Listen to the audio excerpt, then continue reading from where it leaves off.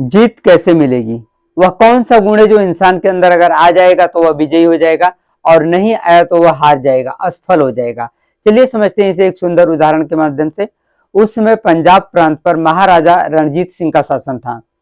वह 1801 से 1839 तक पंजाब प्रांत पर शासन किए थे, और उस समय पूरा पाकिस्तान पंजाब प्रांत में आता था, और इसका सीमा जो है अफगानिस्तान के बॉर्डर तक फैला हुआ था। वहां पर सैनिकों की तैनाती कम थी, इसलिए कुछ अफगानिस्तान के लुटेरे जो हैं सीमा में घुसपैठ करके लूटपाट करते थे और वापस चले जाते थे। जब एक बार वापस वो लोग लूटपाट किए, तो जब महाराजा रणजीत सिंह को पता चला तो वह सेनापति को बुलाए और उन्होंने इस संबंध में बात किया। सेनापति बोले, महाराज, अफगानिस्तान के लुटेरों की संख्या जो है 1500 है, और हमारे सैनिक वहां कम से कम मौजूद हैं, 150 सैनिक हैं सिर्फ, इसलिए हम उनको रोक नहीं सके।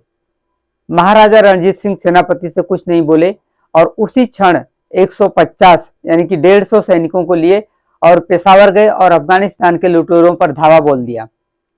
उनकी हिम्मत और तलवारबाजी के सामने अफगानिस्तान के लुटेरे टिक न सके और वह भाग खड़े हुए। वापस आए रणजीत सिंह और सेनापति को बुलाकर कहा कि युद्ध सैनिकों की संख्या पर नहीं बल्कि वह हिम्मत से लड़ी जाती है। उन्होंने समझाया कि आप कैसे भूल गए कि हमारे एक एक सैनिक 1.25 लाख सैनिक के बराबर हैं। उन्होंने समझाते हुए कहा कि युद्ध जो है आत्मविश्वास और हिम्मत से जीता जाता है, संख्या से नहीं। सेनापति का सिर शर्म से झुक गया।